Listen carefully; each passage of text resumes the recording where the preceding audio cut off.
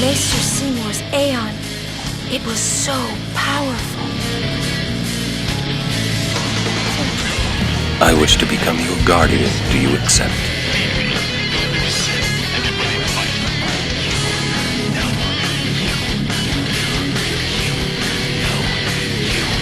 Brave crusaders of Spira, protectors of all Spira.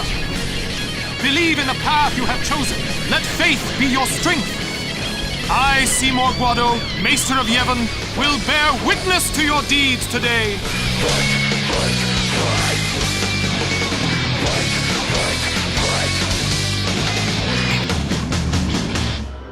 People die and Yuna dances.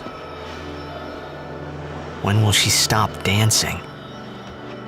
Yuna won't stop dancing, not until Sin is gone. Those were my thoughts then, I think.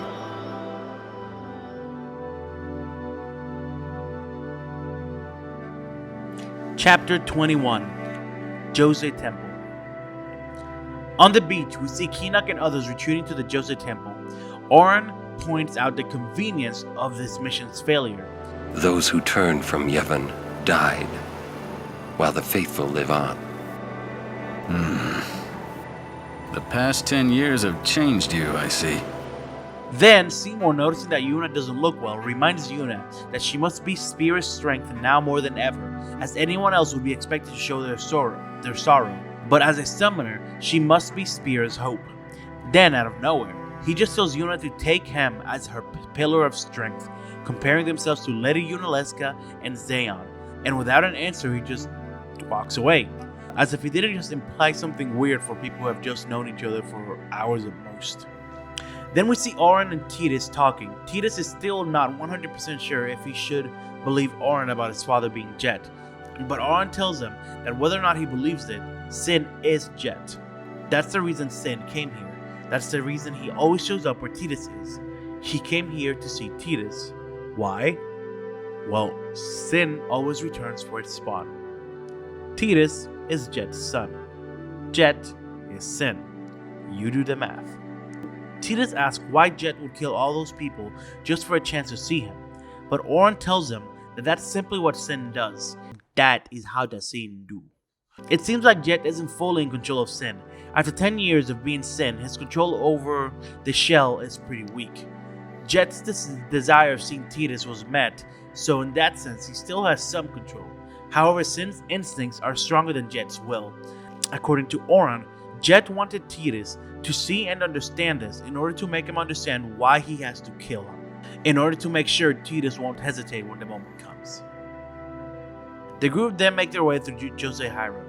Yuna turns around and cheerfully tells Titus and Kamari, who are falling behind, to hurry up.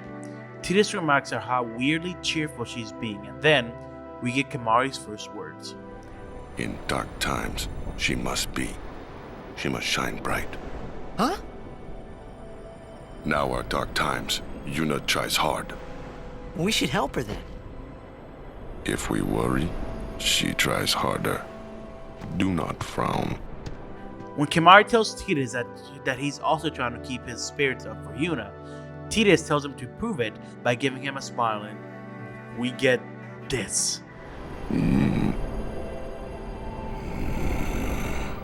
Sad. When the group make it right outside of the Jose Temple, Titus asks them how much longer till they can go to Xanarkand. When Lulu tells them that long road they have ahead of them, Titus asks if they can just skip over all of that and go to Xanarkand, but Yuna explains that she has to pray at every temple to train her mind and body for the final summoning. As everyone heads to the Jose Temple, Oren pulls Titus to the side and tells him not to tell Yuna about Jet being Sin. Then, on the bridge to the Jose Temple, they find Lucille and Elma and Classico, who made it through for the fight alive. Somehow. They've come to the conclusion that this is their punishment for casting aside the teachings of Yevon. Afterwards, they finally make it to Jose Temple, which just looks like a big rock with a door until... Awesome! This is a lightning mushroom rock, and according to Lulu, it only opens when a summoner is addressing the faith inside.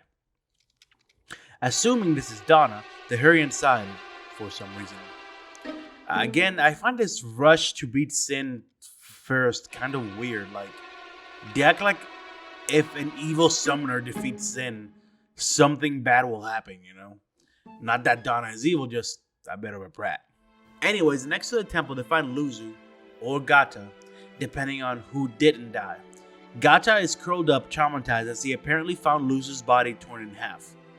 Luzu tries to keep his calm, but eventually becomes angry, asking himself what Gata was thinking rushing into battle. Oops. Waka then calms him down, knowing just how he feels thanks to what happened to Chapu. Either way, both of them decide to return to Besaid Island. Once inside the temple, they find the summoner that was addressing the faith. It's not Donna, it's a summoner named Isaru, with his two guardian brothers, Pase and Maroda. After talking and forming a bit of a friendly rivalry, Isaru and his group take their leave, but not before they warn Titus about a rumor about summoners disappearing on the road ahead. Because of the frequency, they don't think it's just fiends.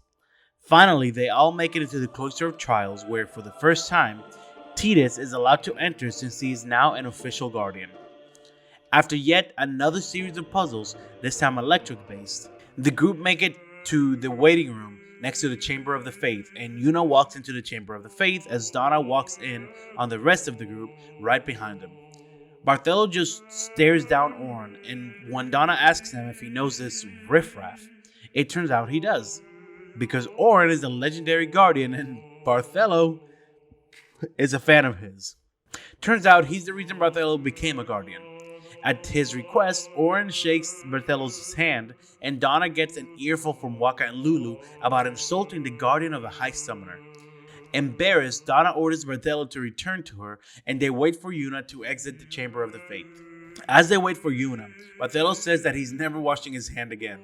Then after everyone tells Titus to pick a spot and stay calm, Yuna stumbles out of the Chamber of the Faith with a brand new Aeon. Donna walks up to Yuna and tells her she owes much to her father. Essentially, she is going on a whole spiel about how jealous she is of what Yuna has thanks to being Braska's daughter. Yuna now has the electric Aeon Ixion. After this, everyone goes to bed while Yuna stays up healing the wounded and sending the dead. The next morning, Titus goes to the temple to find Yuna still sleeping as she was up all night. Yuna wakes up and freaks out when Titus tells her that it's morning time, knowing that she's late. Once she finally makes it out, everyone has their go at poking fun at Yuna after Lulu offers to fix her bed hair. A summoner with bad hair. What's the world coming to? You could have woken me up. We called to you, but with all that snoring. What is it today? Everyone's picking on me.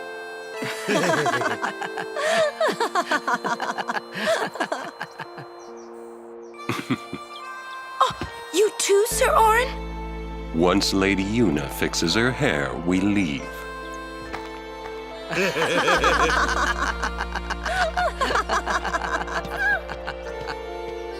I hadn't really laughed like that in a long time. It was only later that I realized. The only one really laughing then was me. Laughing must have been the only thing keeping them going. On their way out, they meet Lucille, Emma, and Classico, who are about to leave. Well, they meet Lucille and Elma. Classico fell behind, but after he catches up, they leave to go find more Chocobo to replace the ones they lost. The rest of the group follow behind them, ready to head north onto Makalani Temple. Where to next? We crossed the Moonflow. Gotcha! Moonflow, baby, here we come!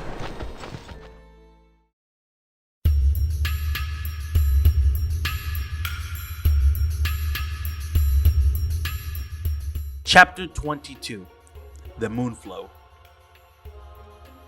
On the way to the Moonflow River, they find Shalinda, who says that Operation Mihen served as a lesson that only the faithful can defeat sin. Further down the road, they encounter Kamari's old friends, Baran and Yenke. As a dude called Once runs off, who we will meet way later, Biran and Yenke turn around to immediately talk shit to Kamari. After Kamari asks if they came here just to insult him, they tell him that they came here to warn him about summoners disappearing, and then proceed to talk more shit. After they run off, Titus asks him what their problem is, but Kimahri tells him that he will deal with him, and despite Titus claiming that he'll help, Kimahri insists that he'll do it alone. Ronsel problems are Ronsel problems. After Lulu expresses her concern for their warning, everyone is surprised by Titus' confidence after he says that Yuna will be fine as long as her guardians do their job. Then after this, they continue down the road where they meet Benjamin, again, who he heard about Operation Mayhem. She tells Yuna that in the end, only summoners can defeat Sin. She challenges Yuna to another Aeon fight, and after it, she gives her what's called the Summoner's Soul, an item that lets the player teach Aeons new abilities by using up items. After this, Benjamin says that she looks forward to meeting Yuna again and goes on her merry way. The group continue further down the road and they make it to the Moonflow where, as Yuna tells Titus, fireflies gather around the moon lilies, the flowers underwater, at nightfall, which make the river glow. This gives Titus an idea. Hey, I got an idea! We're not waiting till nightfall. So instead, he decides that they should all come back when Yuna defeats Sin, causing an awkward silence in the group. After this, Waka introduced Titus to what a shoot-off is, and when he sees it, he's just as surprised as his father was. Fortunately, he didn't think it was a fiend that attacked it. As they wait for the shoot-buff to be ready, Titus talks to Yuna, who tells him that she once rode on a shoot-buff with Kimahri as a little girl, probably when Kimahri was taking her from Revel to be saved. Kimahri seems to remember that day as well, though in a less positive light. Shoop-Puff shook, Yuna fall in water. Shoop-Puff scoop up Yuna with long nose. Yuna jump in 3 more times for fun. Kimahri worried. Whoops. Yuna had fun. Kimahri happy. Then Titus talks to Auron, who tells Titus about the day Jet attacked the shoot-buff, the same shoot-buff who still works here. You can see the scar on its back leg. Then he meets up with Lucille, Emma, and Classico, who can't ride on the shoot-buff because of the size of their chocobo, so they go off to find another way around. When talking to Lulu, she says that riding shoot-buff isn't that much fun, but Waka says, How little you know.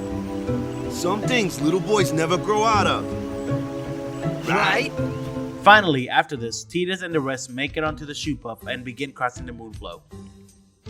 While in the shoot-buff, Waka shows Titus a whole underwater city that had sunk under the Moonflow 1,000 years ago. Surprisingly enough, Sin didn't do this. Apparently it was built over the Moonflow, but the weight of it caused it to collapse. Waka takes this opportunity to further hammer in how bad technology is and how humans always want to defy nature. Lulu and Waka explain to Titus that Yevon decides which type of machina they may use, like the Blitzball Stadium, and which they may not use, like the Albed Machina weapons. After giving yet another brief explanation of the Machina War, Albed attacked the shoot-buff and kidnapped Yuna.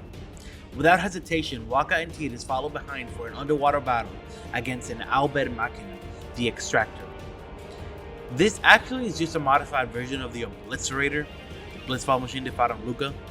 After the fight, they rescue Yuna and get back on the shoot-buff. After the commotion, Waka begins to wonder what it is that the Albed are after, even speculating that they're just mad about losing the tournament. After remembering Biran and Yenke's warning about summoners disappearing, Waka goes on an Albed insulting spree, causing an awkward silence on the boat because everyone knows Yuna's heritage. Titus then relieves the tension by calming him down, and Yuna quietly thanks him. You're right. After arriving on the other side of the river, a crowd surrounds Yuna asking her questions, so her guardians wait for her to be done answering questions. Impatient, Titus goes off on the road and on his own and finds someone laying on the shore. She gets off and takes off her wetsuit, and Titus immediately remembers her. Riku! You're Riku! Hey! You're okay! How you been? Terrible. Yeah, you don't look so good. What happened? You beat me up, remember? It turns out Riku was the Albed inside of the Machina they had just gotten done fighting. Before Titus can really ask why she attacked him, Waka shows up behind him along with everyone else. Titus introduces them to Riku as the girl who rescued him, and quickly stops himself as he almost tells him that she's an Albed. Waka, not knowing she's an Albed, greets her with a friendly demeanor, but before they can talk, Lulu and Yuna take her to the side to talk to her in private.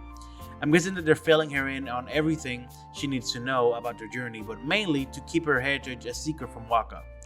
Everyone is aware that she's an Albed except for Waka, and they like to keep it that way.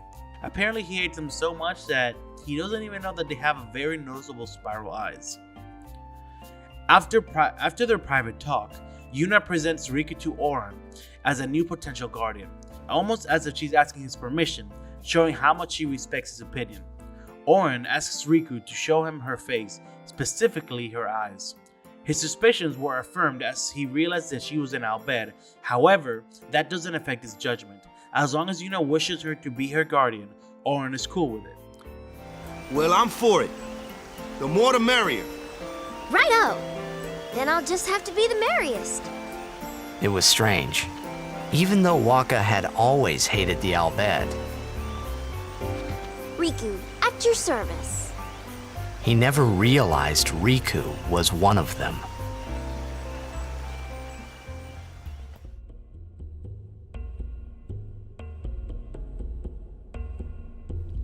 Chapter 23, Guadalupe.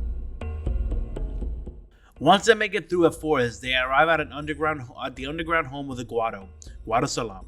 There, Trommel, Seymour's retainer, meets them and tries to lead Yuna to Seymour, but Waka stops him as they don't know who he is. After some introductions, Trommel informs them that Seymour has some business he wants to talk to Yuna about, so Trommel leads all of them to Seymour's manor. Before that, however, Titus and Riku stay behind as she teaches him how to improve his weapons. It's just a game mechanic, nothing story important. But yeah, it takes almost half of the game to learn how to customize your weapons. Once inside the manor, they await in a hall for Seymour. In this hall, they see portraits of all Seymour's predecessors. There, they notice that Seymour looks significantly different from the rest of them, and Lulu explains that it's because he's half human and half Guado. After some time, Trommel invites them into the dining room? Living room? I don't know, some kind of main room with a bunch of food on tables. While Riku stuffs her face, Titus goes around talking to everyone. Kimaru straight up tells Titus that he doesn't like Seymour. Much to the same mentality, Oren tells Titus to stay on his guard. Seymour may just be a priest, but as he says, Those with power use that power. Maesters have power. Finally, after waiting for some time, Trommel returns all giddy as they haven't had any guests in a while. After being Seymour's hype man for a few minutes, Seymour arrives seeming tired of all of Trommel's praises. He tells the group to make themselves at home as there's no rush, but Oren tells him that to keep it short as Yuna must rush. So, to Oren's request, Seymour goes on with his point. He shows them all a vision of Xanarkand from 1,000 years ago. I'm sure this can be explained with fireflies. Seymour tells him that she once lived in this city.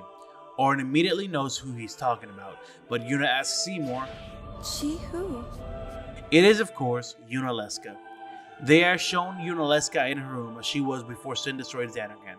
Seymour believes that Braska named Yuna after Yunalesca because he wanted her to face Sin just like Yunalesca did, but Yunalesca did not do it alone. It took someone with whom she shared an unbreakable bond of love, Zayon. And here's where his point comes in. After showing her all of this and telling her all of this, Seymour whispers something in Yuna's ear. The illusion ends, and Yuna gets all flustered. She runs over to the food and begins gulping on a drink to calm herself down. When everyone approaches her and asks her if she's okay, she tells them, He asked me to marry him. When Oren brings up that that Seymour knows what Yuna has to do as a summoner, Seymour explains that he proposed to Yuna because as a summoner, she is tasked with bringing peace to Spira in more ways than just defeating Sin. In marrying Seymour, she will bring joy to Spirans and bring people together, and thus he proposed to her as a maester. Oren berates Seymour, telling him that Spira isn't a playhouse, prompting Seymour to give a subtly sinister response. Even so, the actors must play their parts. After telling Yuna to think it over and take her time, the group departs. As they do, Seymour asks Oren, Why are you still here, sir?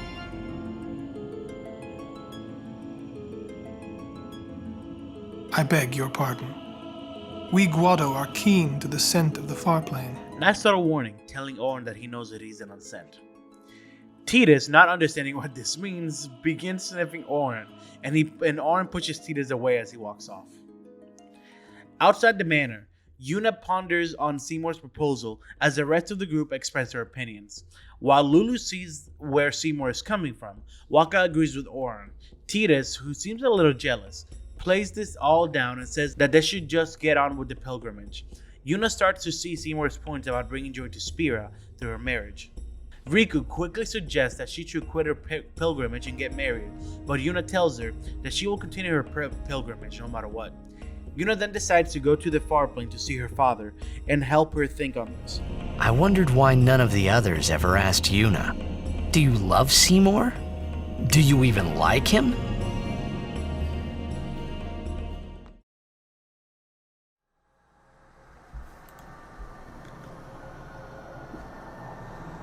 Chapter 24. Yuna's decision. Once they make it to the entrance of the far plane, Titus becomes a bit scared after he starts to put pieces together to realize that the far plane is essentially the world of the dead. As everyone starts walking into the far plane, Riku and Orin stay behind. Orin believes that searching for the past to find the future is pointless, but I'm pretty sure there are other reasons he doesn't want to go into the far plane. Riku, on the other hand, explains to Titus that what one sees in the far plane aren't actually their dead loved ones, but their memories of them, manifested by the Pyreflies, and she likes to keep her memories on the inside. Titus makes his way to the far plane and is in awe at what he sees.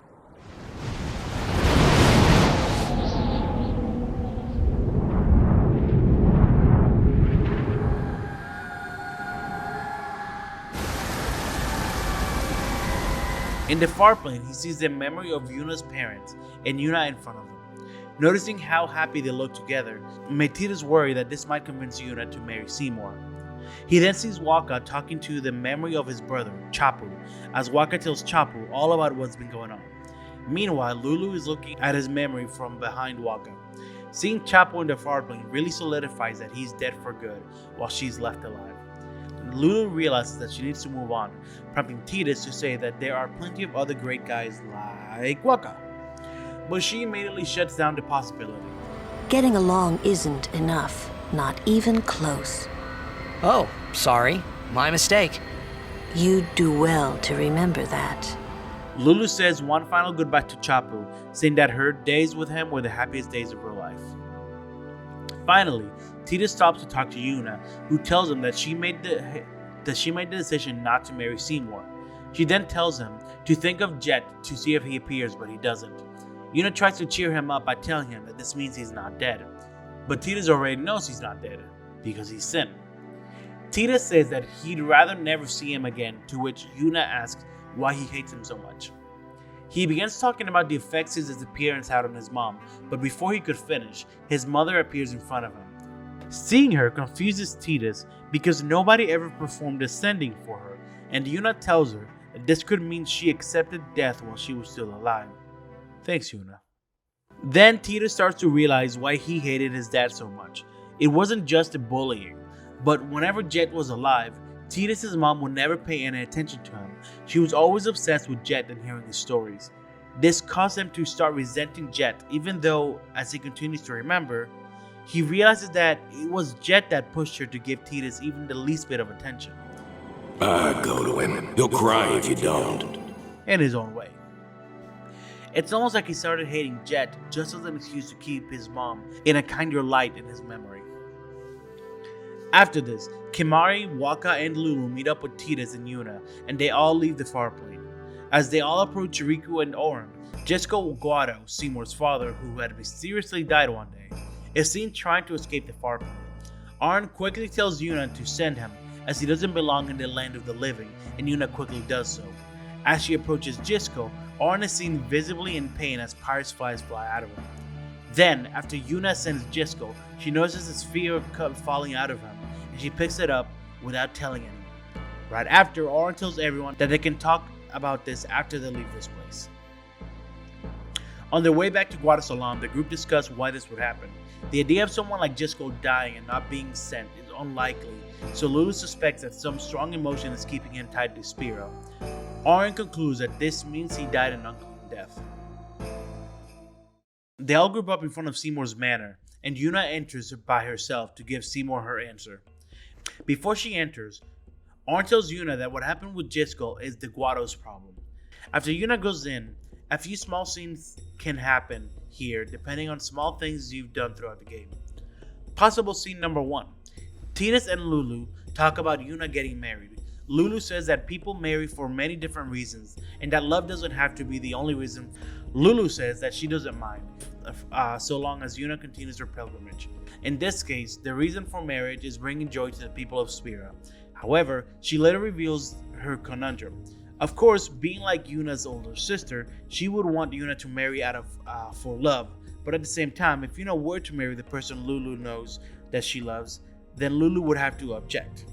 Titus is confused, but clearly this means that Lulu knows Yuna has fallen for Titus, which also means that she objects to Yuna being with Titus. Before she walks off, she warns Titus not to fall in love with Yuna. You get 3 options here: okay, too late, and you're more my type, Lulu. None make much of a difference, but the third one is funny and will make it more likely for you to get more scenes like this with Lulu. Possible scene number 2. Titus and Riku talk about Yuna getting married. When Riku tells Titus that this is a big chance to ask her out, you get 3 options: I don't care, I guess you're right, or I'd rather have you, Riku. The first and second choice will have Riku reveal that she wants Yuna to get married, stop being a summoner, and live a quiet, happy life. The last choice, well, gives you this adorable reaction from Riku. Oh, honest?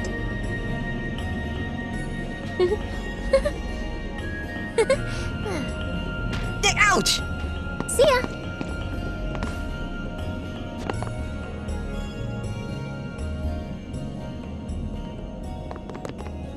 Shobaku Shacho!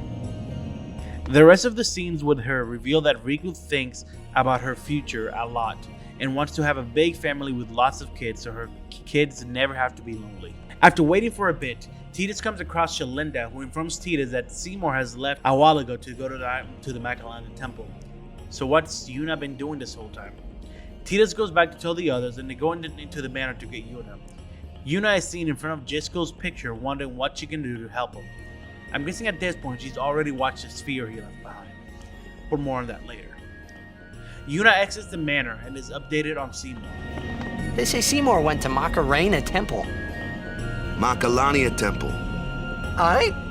What I don't... Then Arn asks Yuna if she's okay, but she lies and says that... Oh, nothing. Arn sees right through her lie, but doesn't care enough to continue prying. Then they all leave for the Makalani temple, but first they must cross the Thunder Plains. As stated before, the Thunder Plains is an area with constant thunder.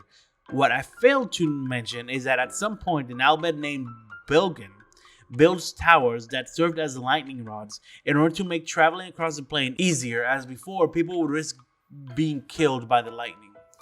Bilgin was killed by a lightning strike as he was building one of the towers. This is all told to the group by the old historian Macon, who they find in the Thunder Plains.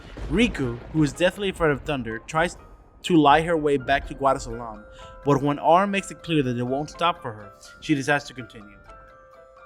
Further down the road, they find Shalinda, who is excited about the wedding, but Yuna breaks the news to her that she decided not to get married.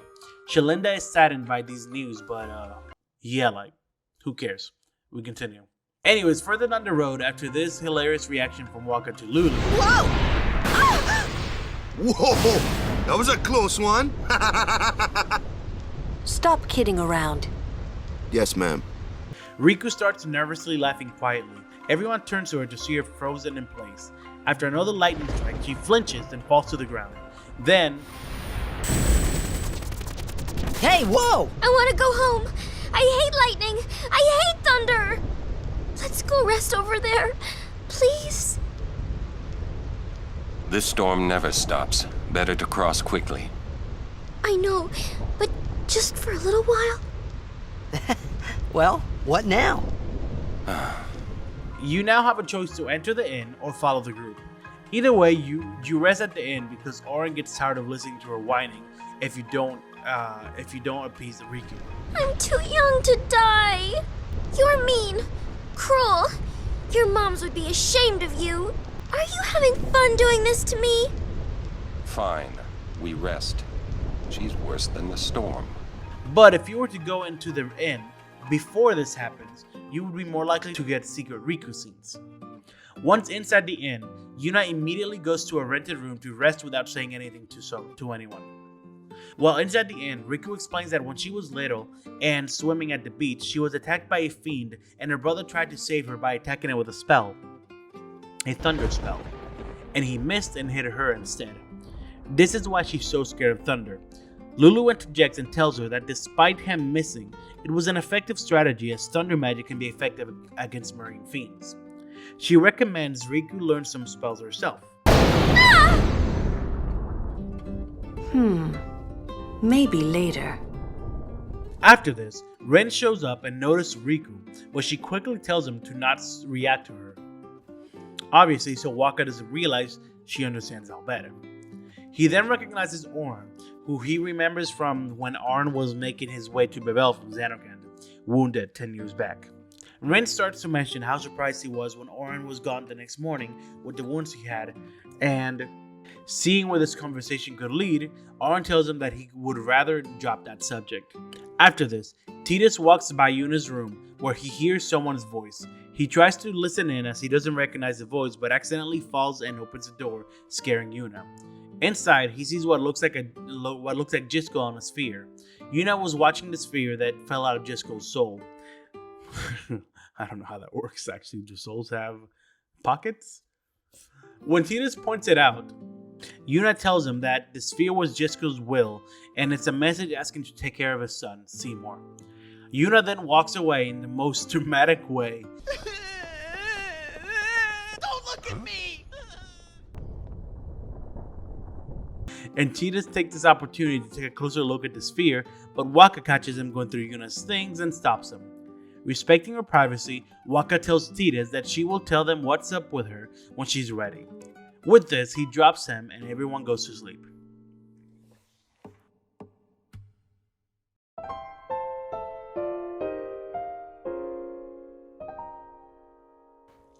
The next morning, the thunder continues to rage on and Oren decides to leave Riku behind, who is still complaining about the thunder. This gets her riled up, which is enough for her to build up enough courage to...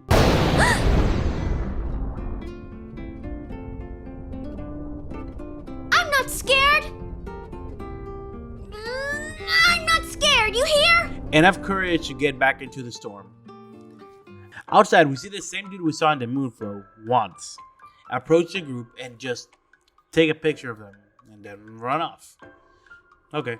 The group make it further into the Thunder Plains when suddenly Yuna asks everyone to wait so they move under a lightning rod tower. There, Yuna reveals that she has decided to marry Seymour, something both Lulu and Titus saw coming, much to their disappointment. Yuna says that she's doing it for the unity of Spira, but Oren isn't buying it, so Lulu asks her if she's doing it because of what happened with Jiskel at the far plane. Then Titus brings up the sphere he saw, and Oren demands Yuna show it to him, but Yuna insists that she speak to Seymour first. So, as long as she continues her pilgrimage, Oren respects her decision.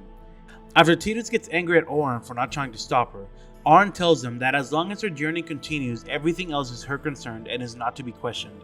It's a privilege given to summoners. Wakka and Lulu confirm this. Finally, Riku steps up and straight up yells at the lightning to be quiet so she can get a moment to ask Yuna if she can help in any way, but Yuna says that she will be fine. She says I'm sorry. He says it's fine. She's willing to face sin. She's privileged. I didn't understand. But somehow, I felt like I didn't belong. But if I didn't belong with them, I'd be stuck in Spira, alone.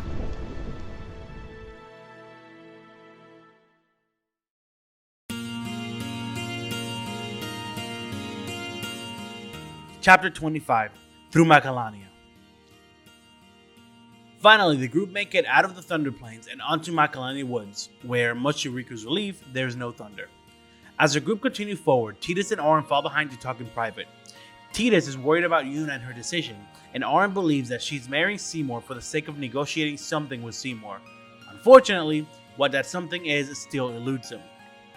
Titus wants to throw himself at the problem and fix it, but Oren knows that Yuna is being deliberately secretive so as to not get her guardians involved in danger.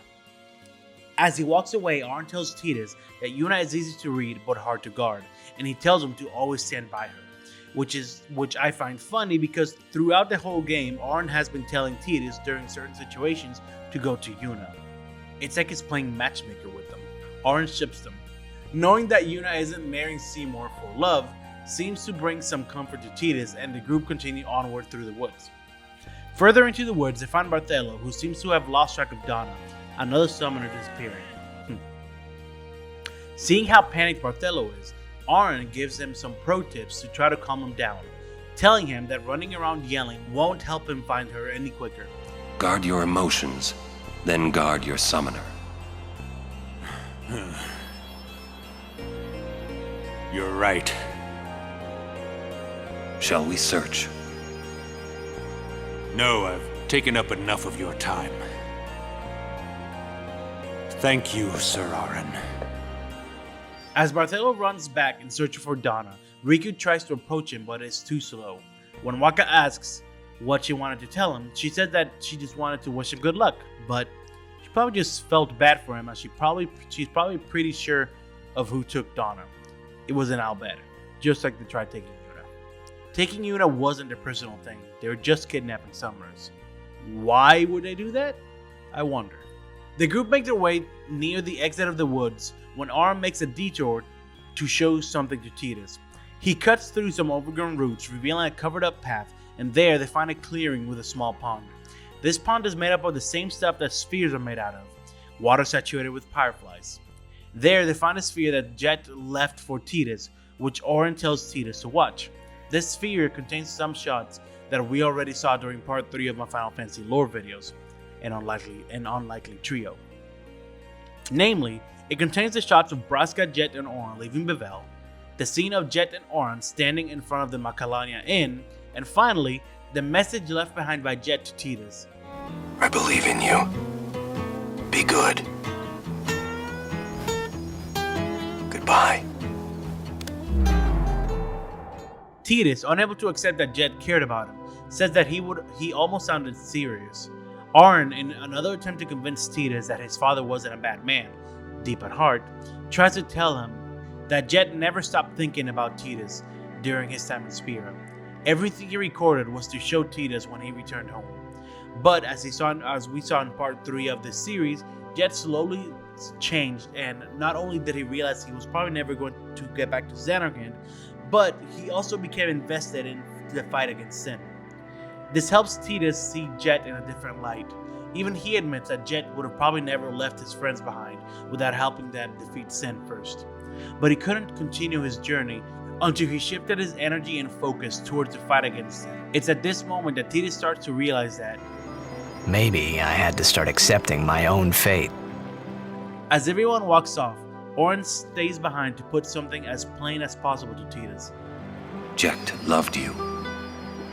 Oh, come on, please. He just didn't know how to express it, he said. Enough about my old man, okay? I just thought you should know. Yeah, okay. Thanks. Finally, the group make it out of the forest and into a snowfield. There they meet Classico, who was left behind by his fellow Chocobo Knights, and he demonstrates how good he is at knowing how Chocobo feel. He wonders if he would make a better Chocobo breeder than Chocobo Knight, and here we get to make a choice. Would he be a better breeder or a knight? The answer doesn't really change much in the game. The only difference is that if you pick breeder, you can find him later in the game and he'll give you a friend sphere. And also, he will react much more happily if you choose breeder. Deep inside, he doesn't want to be a knight. The group then rests in one of Rin's inns, the same one seen in one of the jet spheres, and then continue forward deeper into the snowfield towards the Makalani temple. There they meet Trammel, who offers to escort Yuna to Seymour. Yuna informs him that she wishes to continue her pilgrimage even after the wedding, and Chomo tells her that they would expect nothing less. So, following what Chomo calls Guado tradition, Yuna is escorted to Seymour alone, while everyone else waits for someone to pick them up and escort them. As Yuna and Chomo make their way to the temple, Riku and Waka notice Albeds on snowmobiles closing in on Yuna. With this, everyone hurries to them to protect Yuna. As Yuna's guardians surround her, Chomo tries to lead her to safety, but Yuna breaks away and decides to fight with her friends.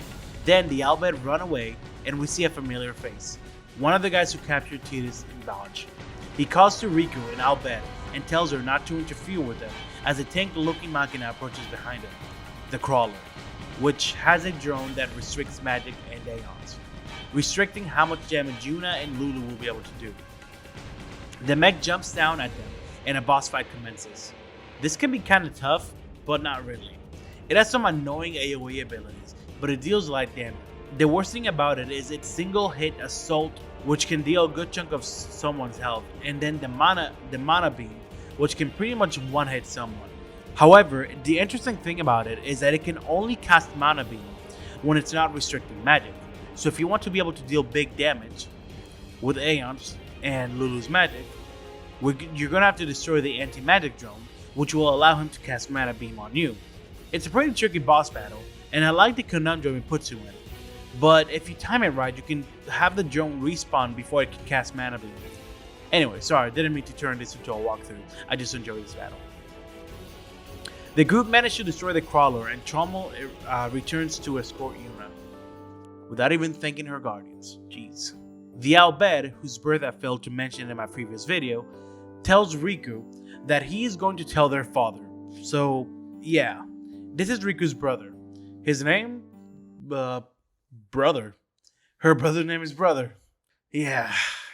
And yes, this essentially means that he's telling Riku, I'm telling on you. Riku and Albed tells him that she's Yuna's guardian and will keep her safe, but Brother tells her that she's on her own.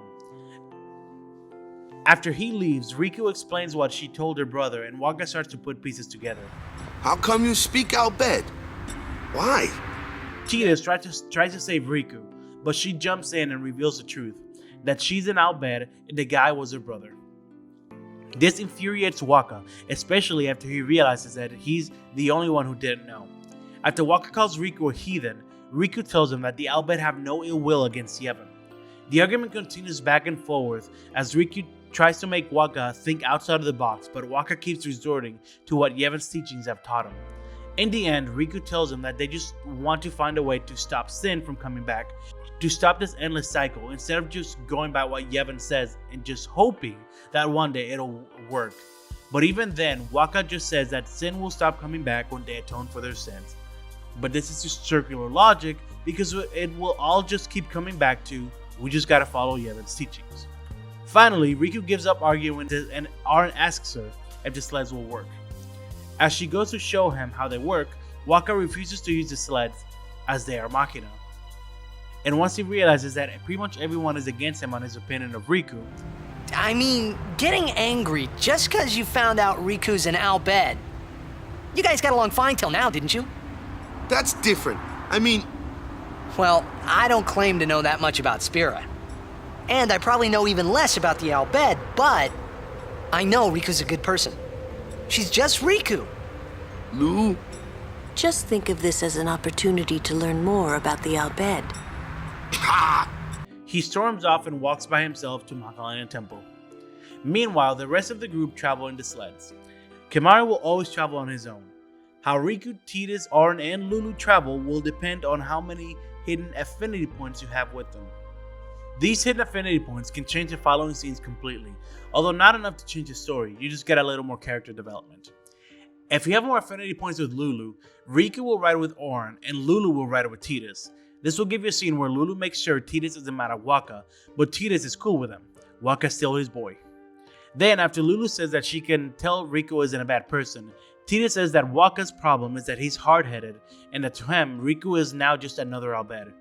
Lulu then reminds him that his hate to Albed isn't just about Yevon, but also because he believes his brother died because he used an Albed weapon instead of the sword he gave him. Lulu tells Titus that although most people believe sin is the punishment and incarnation of everyone's crime, nobody really knows what it is. There really isn't much time to think or brood over it. They just run or fight. Spirits live in the moment because of sin. This is why people don't really bother thinking outside of Yevon's teachings too much. Life is fickle and short in Spira because of sin, and there is just as in time to worry about what sin might really be. This is so true that Titus's curiosity over it is what solidifies the idea for Lulu that Titus really does come from a world without sin. And that's the end of Lulu's scene. If you have more points with Riku, Lulu will ride with Oren and Titus with Riku. In this scene, Titus apologizes on behalf of Waka. Riku then asks Titus if he thinks she looks like Yuna, as she reveals that she is Yuna's cousin, which he takes very lightly. I had no idea. If you say so. Riku then explains to Titus that she's not just doing this to protect Yuna. Albed want to protect all summoners. That's why they've been kidnapping them, so they don't sacrifice themselves for Spira. Titus, unaware of the ultimate fate for summoners, seems a little confused as to why she would call it a sacrifice, and Riku doesn't really help as she notices that he doesn't know their ultimate fate and just lies by saying that the pilgrimage just takes a lot out of you, which, I mean, I guess that's true. Noticing how blissfully unaware Titus is about this, Riku just hugs Titus. Riku's scene ends here. I hope you're right.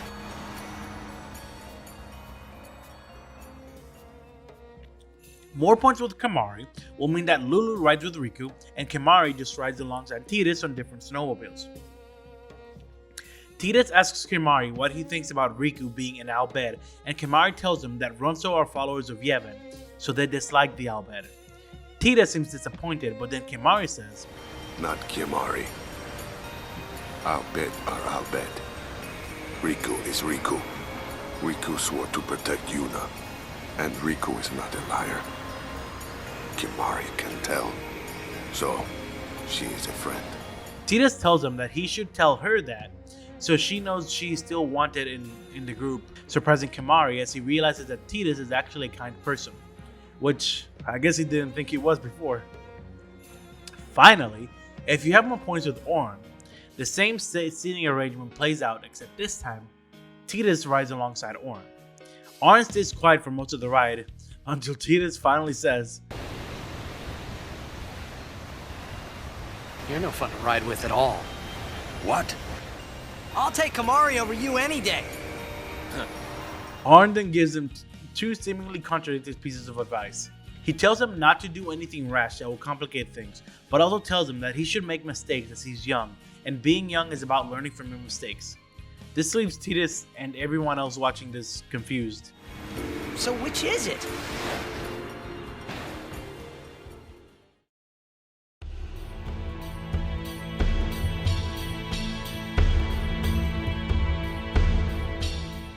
Chapter 26.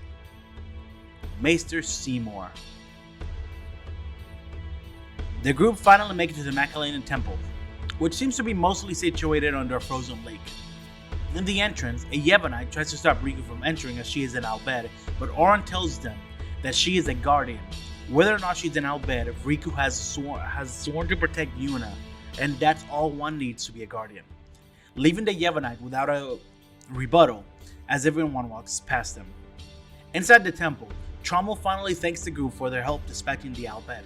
Shalinda then approaches them and tells Titus that he shouldn't lie about something like Yuna getting married, as, well, Yuna's change of mind now makes him look like a liar. The group then approach the entrance to the Cloister of Trials to regroup with Yuna, when suddenly a woman storms out of the room Yuna was staying in, saying she saw Jisco in a sphere within Yuna's belongings. I just want to know why she was going through Yuna's shit. Anyways, the group quickly heads into the room where they find and watch the sphere. This may well answer a few questions. The sphere is a final message from Jisco before his death. He says that Seymour's mind is closed even to him, but even so he can feel the darkness in his heart growing. He is using Yevon, the Guado, and even the Summoners.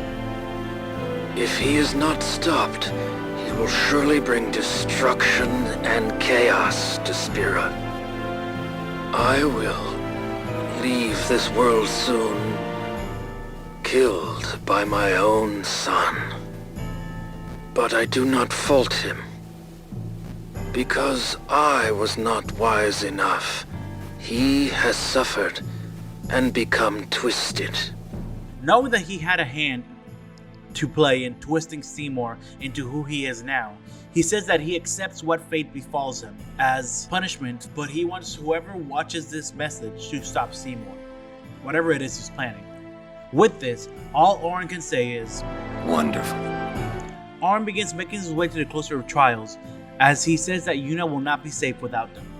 Then everyone follows behind them, even though Waka is hesitant as Seymour's a maester. This can't be happening. On their way up to the cloister of trials, we see a Yevonite who has been pushed aside by Kimahri. I guess they tried to stop him, but Kimahri didn't care. His job is to protect Yuna, not to follow the temple rules. Inside, Oren quietly tells Waka that they will protect Yuna from anyone. Even a maester. This can't be happening. But Lulu agrees that they have to do this. After they make their way through the cloister of trials, which was just a frozen bridge, they find Seymour in the waiting area outside of the Chamber of the Faith. This one is surprisingly large compared to the rest. It's even big enough to have a boss battle here. Weird. After Titus confronts him and even challenges him, Seymour steps up to them and Yuna exits the Chamber of the Faith, wondering why they're all here. Oren and Titus reveal that they saw Jiskel's sphere, and they know that Seymour killed him. But Seymour's very calm about this, and as Yuna approaches her friend, Seymour says, Lady Yuna, certainly you knew of these things, did you not? Well then, why have you come here? Turns out this whole marriage thing was Yuna's attempt at trying to stop him. Somehow. After this, Seymour offers his hand to Yuna, but she backs up and takes her friend aside, much to his disappointment. When her guardians step up to protect her, he says that their following of the Guardian's code, protect the summoner even at the cost of one's life, is admirable. Well, if you're offering your lives, I will have to take them. After Yuna tells him that she will fight him too, a boss battle against Seymour and his two lackeys begin. Some characters can have a conversation with him during this fight for stat boost. My favorite, however, is Titus' conversation because of how sassy Seymour is. I knew you were bad news the first time we met. Oh, my sincerest apologies. Seymour! The fight isn't super hard if you know what to do. His Sims will keep using potions, but this can be mitigated by having Riku steal them. When Seymour takes enough of beating, he'll call on his Aeon, Anima. And this is where things may get tough. Except you can just call an Aeon. By the way, Yuna now has the Aeon Shiva. She's very powerful. As long as you can beat Anima with an Aeon, you should be good. And you should be able to do that as long as you can beat it before it uses its overdrive, which is the coolest, most terrifying looking overdrive in the game.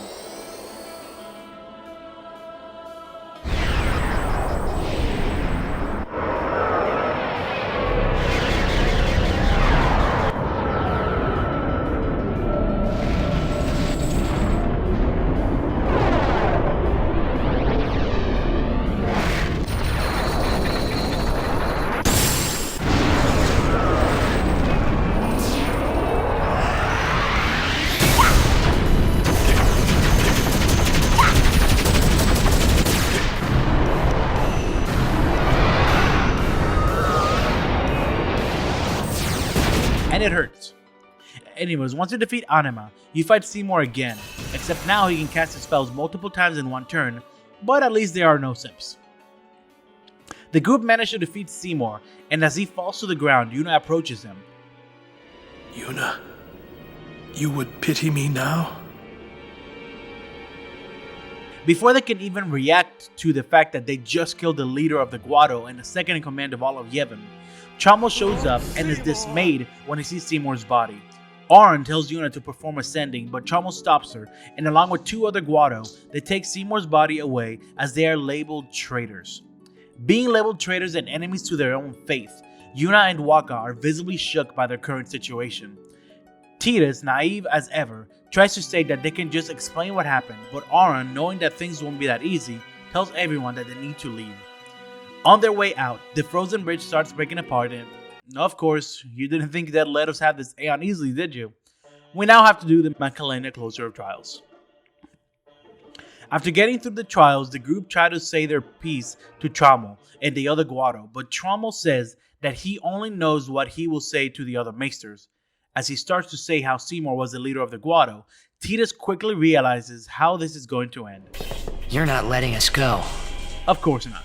Riku brings up Jisco's sphere as proof, but before they can even show it as proof, Trommel holds it up and destroys it. This isn't about who's in the right. This is about the good name of the Guado. The Guado take care of Guado affairs. Arn and Kimari push their way through, creating an opening for the rest of the group, and the group run out of the temple attempting to flee.